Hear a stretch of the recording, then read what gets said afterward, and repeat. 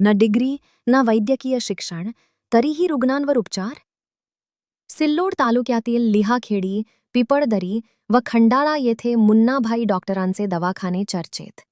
सिल्लोड तालुक्यातील लिहाखेडी, पिपळदरी आणि खंडाळा परिसरात काही व्यक्ती कोणतीही मान्यताप्राप्त वैद्यकीय पदवी अथवा अधिकृत वैद्यकीय शिक्षण नसतानाही रुग्णांवर उपचार करत असल्याची चर्चा नागरिकांमध्ये सुरू आहे.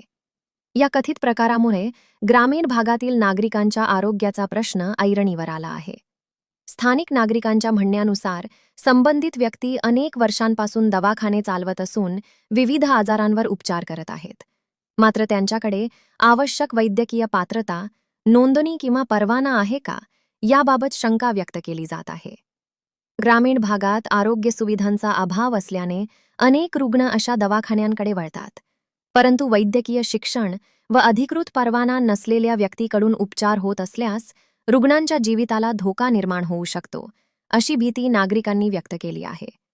या प्रकरणाची आरोग्य विभागाने तातडीने चौकशी करून संबंधितांची शैक्षणिक पात्रता, वैद्यकीय नोंदणी व उपचार करण्याचा कायदेशीर अधिकार याची पडताळणी करावी, अशी मागणी होत आहे.